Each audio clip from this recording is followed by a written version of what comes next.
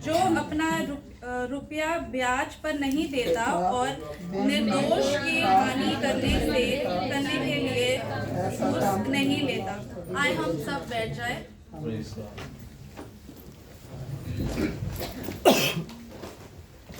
जय मसीह की चर्च में खुदा का धन्यवाद करती हूँ कि खुदा ने आज मुझे एक मौका दिया है आप सबके बीच में आके खुदा के कलाम से शेयर करने का। जब हम ज़बूर 15 पढ़ते हैं, ज़बूर 15 शुरू ही होता है पहला एक सवाल के साथ, और वो सवाल यह है कि खुदा तेरे पवित्र तंबू पे कौन रह सकता है, तेरे पवित्र पर्वत पर कौन बसने पाएगा। इसी सवाल को अगर हमने एक दूसरे तरीके से, दूसरे क्वेश्चन के तरीके से हमने अगर पूछना है तो हम ऐसे पूछ सकते हैं कि खुदा तुझे किस प्रकार की जिंदगी भाती है, तुझे कैसा इंसान तेरे हजूरी में रहने के योग्य है। जब मैं इस ज़बूर से मनन कर रही थी तब एक चीज़ जो मेरे दिल में आई थी वो ये थी कि किस प्रकार ये साल भी ख़त्म होने को आ गया है। क्या मैं ये साल पवित्र आत्मिक रूप से बढ़ पाई हूँ? क्या मैं अपने ही कामों में, अपने ही चीज़ों में उलझ के रह गई? मैं चाहती हूँ जैसे जैसे हम इस ज़बूर में आगे मनन करते रहे, आप खुद से भी ये सवाल करें, क्योंकि काफ़ी बार ना हम खुद ही बड़े सेटिस्फाइड रहते हैं हमारे आत्मिक जीवन को लेके। ना चाहते हुए हमने एक तरह का चेकलिस्ट बना के रखा है हमारे दिमाग में कि हाँ हम चर्च जा रहे, टिक, हाँ हम प्रेयर रिक्वेस्ट डाल रहे, टिक, हाँ हम फेलोशिप कर रहे, टिक। जब तक ये चेकलिस्ट टिक टिक होता रहता है हम काफ़ी सेटिस्फाइड रहते हैं हमारे आत्मिक जीवन में। लेकिन कलाम के हिसाब से वो हुजूरी में रहने के योग्य है जिसका आज खुदा के साथ एक रोजमर्रे का रिश्ता है, जिसका खुदा के साथ एक डायरेक्ट रिलेशनशिप है। आमीन। आप उस इंसान को बराबर परख सकते हो अगर उसका खुदा के साथ एक रोजमर्रे का रिश्ता है। कैसे? जब उसकी जिंदगी में मुश्किल कठिनाइयाँ, मुश्किल वक्त, काफ़ी बार हम ऐसे लोगों से डील करते हैं जिनके साथ डील करना बहुत मुश्किल हो जाता है, तभी हमारी जो असली वॉक है तभी वो रिवील होती है कि क्या हम सचमुच खुदा के हजूरी में रहते हैं कि नहीं रहते। काफ़ी बार जब हम इन तकलीफ़ों से गुजरते हैं ना चाहते हुए उस तकलीफ़ का दर्द, उस तकलीफ़ का किधर ना किधर अविश्वास, उस इंसान के लिए किधर ना किधर कड़वाहट हमारे हृदय में आ बसती है, और यही हमारे आत्मिक जीवन को आज ब्लॉक कर रही है। यही हमारा एक स्पिरिचुअल ब्लॉकेज ला रही है हमारे ज़िंदगी में। इसके लिए प्रार्थना ऐसा करने की ज़रूरत है कि खुदा जो तुझे भाता नहीं है, जो तुझे पसंद नहीं आता है, मेरे अंदर जो है उसे तोड़। मेरा हृदय जो तेरे लिए कड़क हो गया, जो प्यास तेरे लिए पहले थी मेरे अंदर, उसे वापस से ला। कितने बार हम ऐसे प्रार्थना करते हैं? शायद कम, क्योंकि हमको लगता है हम ठीक रास्ते में हैं, हमको लग रहा है हम बहुत सेटिस्फाइड है हमारे आत्मिक जीवन को लेके। जब हम दूसरा वचन से आखिरी वचन तक पढ़ते हैं इस ज़बूर से, तो वो पहले वचन का एक आंसर के तौर पर दिया गया है। आए हम दूसरा वचन पढ़े। केवल वह व्यक्ति जो खारा जीवन जीता है और जो उत्तम कामों को करता है और जो हृदय से सत्य बोलता है, वही तेरे पवित्र पर्वत पर रह सकता है।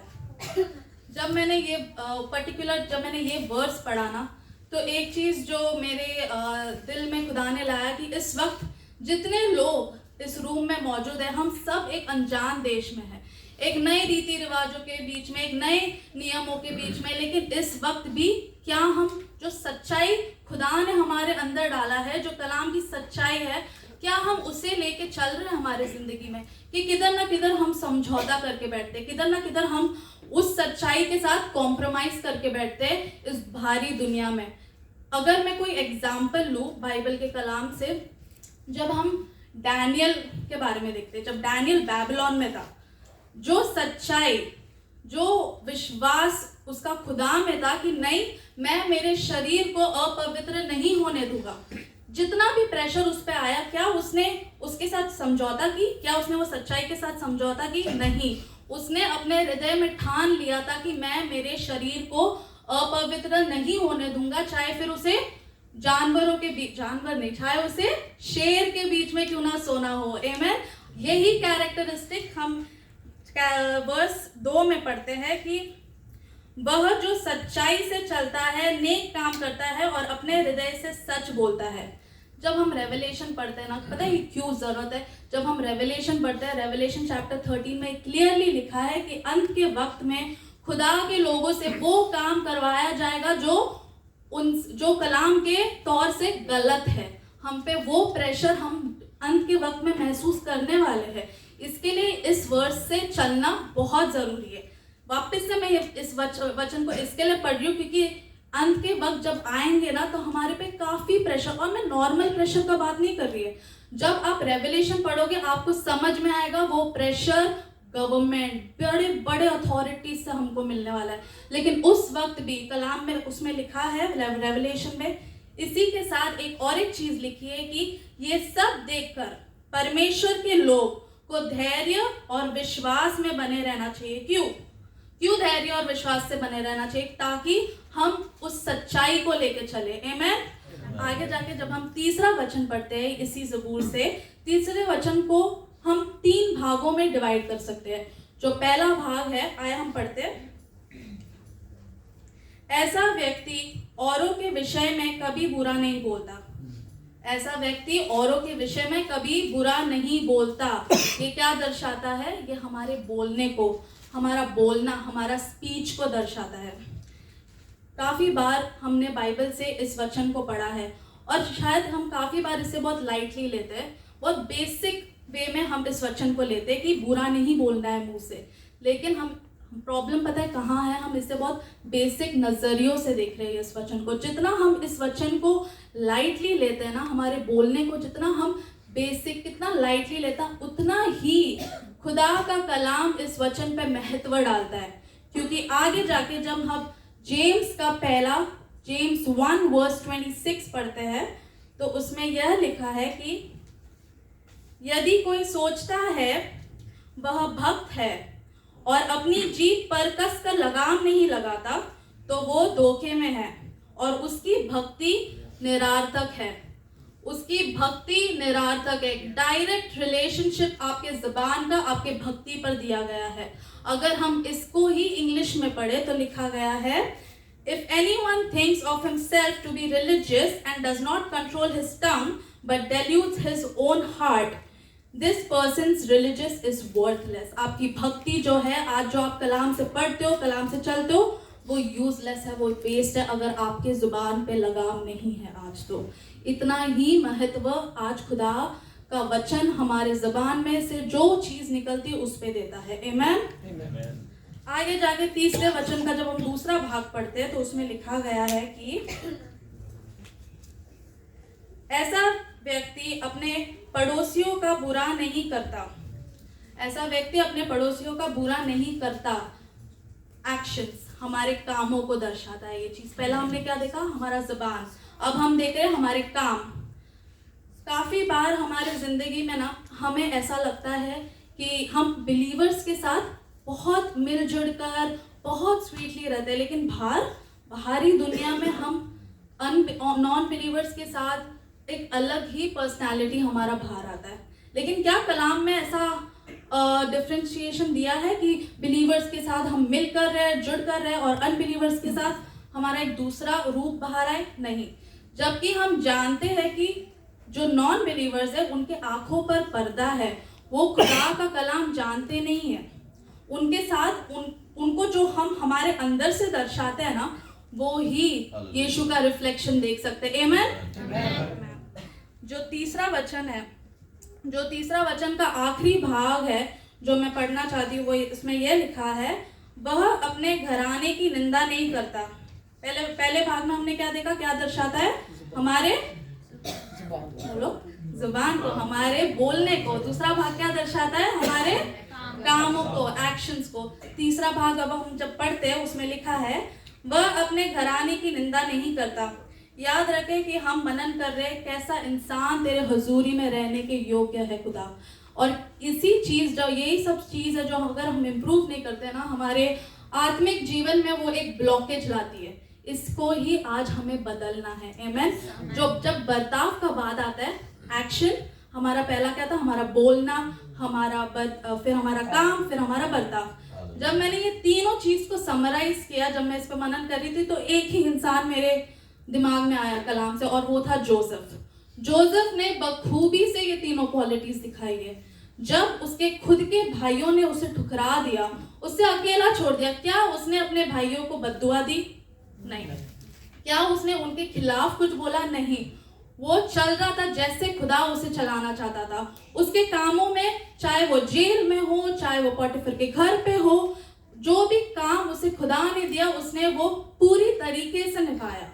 और जो तीसरा है उसका बर्ताव, जब वो बहुत बड़े पोजीशन में भी आ चुका था, उसके पास फुल पावर था उन लोगों को एक पनिशमेंट देने का, एक सजा देने का, उनके भाइयों को जिसके साथ जिन्होंने उसके साथ गलत किया था। लेकिन क्या उसने वो चूज किया? नहीं। उसका बर्ताव वैसा नहीं था। उसका बर्ताव वैसा था जैसे खुदा उसे बना रहा था, जिस रूप से खुदा उसे चला रहा था, उसके अंदर से खुदा ने उसको चेंज किया। आमीन। आगे जाके एक चीज और मैं बोलना चाहती हूँ। काफी बार जब हम जोसेफ के बारे में पढ़ते हैं ना, हम जोसेफ का जो तकलीफ से वो गुजरा है ना, उसका जो इंसानी तौर पे उसका जो रियलिटी है ना, ह्यूमन रियलिटी है ना, हम उसको महसूस करना भूल जाते हैं। सोचो, जो तकलीफों से वो गुजरा, आज के ज़माने में, आज के वक्त में हम सब की तकलीफ भी उसके बराबर नहीं थी। आमीन। फिर भी वो खुदा के साथ वैसा ही चला जैसे खुदा उसको चलाना चाहता था। आमीन। काफ़ी बार मैं मनन करती थी कि एटलीस्ट जोसेफ अपने भाइयों को कुछ तो बोल सकता था बदले में, लेकिन पता है इतना खूबसूरत है ये वचन मैं पढ़ती हूँ। जोसेफ अपने भाइयों को जब मिलता है उससे ये बोलता है कि तुम लोगों ने कुछ बुरा करने की योजना बनाई थी, किंतु परमेश्वर सचमुच कुछ अच्छी योजना बना रहा था। आमीन। इसमें भी उसने परमेश्वर की महिमा की। इसमें भी उसने एक ऐसा एटीट्यूड दिखाया कि चाहे तुम या कोई भी और मेरे साथ बुरा करेगा ना, मेरा परमेश्वर का एक योजना है मेरे साथ, जो जैसा भी हो, जो भी कंडीशन में हो, वो पूरा का पूरा होते ही रहेगा। आमीन। एक चीज, काफी बार खुदा हमें काफी पतले रास्तों से गुजारता है। तब हम पूछते हैं खुदा से, खुदा मैं तो हर दिन तेरे साथ मनन करता हूँ, हर दिन तेरा कलाम पढ़ता हूँ, तो मैं क्यों जा रहा हूँ इस तकलीफों से? मैं क्यों गुजर रहा हूँ आज के टाइम पे इस तकलीफों से? मैंने ऐसा क्या किया? लेकिन आज ये समझने की ज़रूरत है, जब खुदा हमें तोड़ता है ना, वो एक बहुत बड़े उद्देश्य के लिए तोड़ता है।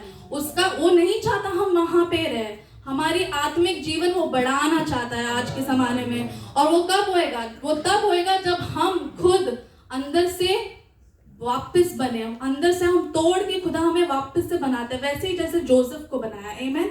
एक कुम्हार का अगर मैं एग्जांपल दूं, एक पॉटर का जो मिट्टी से बर्तन बनाता है, जब वो, मुझे पॉटरिंग बहुत पसंद है, मैंने दुबई में भी चेक किया कि किधर किधर होता है, लेकिन बड़ा एक्सपेंसिव है। जो कुम्हार जब मिट्टी से बर्तन बनाता है ना, तो वो जब देखता है कि बाहर से थोड़ा सा क्रैक आ गया, बाहर से वो मिट्टी का बर्तन बेंड हो गया, क्या वो उसे बाहर से ही फिक्स करता है मिट्टी और डाल के? नहीं, क्योंकि वो जानता है वो बर्तन का भविष्य क्या है, ताकि वो बर्तन, वो जिस काम के लिए वो बन रहा है, वो उस काम के लिए खड़े रहे लंबे समय तक। आमीन। वैसे ही आज खुदा हमें तोड़ता है पूरी तरीके से, अंदर से हमें वापस से रिन्यू करता है, ताकि जिस मुकाम पे वो हमें पहुंचाना चाहता है ना, हम उस मुकाम पे खड़े रह पाए, हम उस मुकाम को पूरा कर पाए आज के टाइम पे। आमीन। जब हम आगे जाके 14 वचन पढ़ते हैं, उसमें यह लिखा है कि वह उन लोगों का आदर नहीं करता जो परमेश्वर से घृणा रखते हैं, और वह उन सभी का सम्मान करता है जो यहोवा के सेवक हैं। ऐसा मनुष्य यदि कोई वचन देता है तो वो उस वचन को पूरा भी करता है जो उसने दिया है। काफ़ी सिंपल है ये वचन समझने को। काफ़ी बार हम यहाँ पे ही चर्च में खड़े रह के, जब हमने कुछ गलत किया रहता है, मैं खुद को पहले रखती हूँ इसमें, जब हमने कुछ गलत किया रहता है, हम एकदम गिड़गिड़ा कर खुदा से माफ़ी मांगते हैं वो चीज़ के लिए, कि खुदा मुझे माफ़ कर, इस चीज़ जो मैंने दोबारा दोहराया है, मुझे उससे माफ़ी दे, मैं वापस से नहीं दोहराऊंगा, ये गलती मुझसे वापस से नहीं होगा। कितने बार लॉर्ड्स टेबल के सामने हम ये वादा देते हैं। कितने बार हम खुदा से माफी मांगते हैं, लेकिन फिर क्या करते हैं हम जाके, किधर ना किधर वो ही गलती वापस से आ जाती है हमारे अंदर। आज खुदा आपसे यही कहना चाहता है। खुदा जब एक्लेसियास्टिस के 5 वर्स 4 चैप्टर 5 वर्स 4 और 5 में पढ़ते हैं, उसमें क्या लिखा है? उसमें यह लिखा है कि वचन दो तो पूरा करो, वरना वचन ही मत दो। खुदा खाली वादों को पसंद नहीं करता है। खुदा हम सबसे आज कमिटमेंट चाहता है उसके वर्ड से। आमीन। खुदा चाहता है हमारे अंदर उस आत्मिक जीवन को लेके उस मैच्योरिटी आए, तरक्की आए हमारे अंदर। हम बच्चों के तरह से वादे करके तोड़े नहीं, हम आत्मिक जीवन में और बढ़े उस वादों को लेकर जो हम वादा खुदा के साथ आज बना रहे हैं। आमीन। जब हम आखिरी वचन पढ़ते हैं तो उसमें यह लिखा है, वह मनुष्य यदि किसी को धन उधार देता है तो वो उस पर ब्याज नहीं लेता, और वह मनुष्य किसी निरपराध जान को हानि पहुंचाने के लिए घूसों नहीं लेता। जब मैंने ये वचन पढ़ा ना, तब मेरे ऑफिस में फिलहाल एक औरत है जो काफी मुश्किल कठिनाइयों से जा रही है। इतने मुश्किल कठिनाइयों से कि शायद अगर मैं उसके बारे में बात करना यहाँ पे शुरू करूँ तो काफी वक्त चला जाएगा। जब वो आके मेरे ऑफिस में मुझे उसके तकलीफों के बारे में बोलती है, मुझे उसके बाद उस ऑफिस में बैठा नहीं जाता मुझसे, जानते हुए कि वो औरत कौन सी चीजों से गुजर रही है।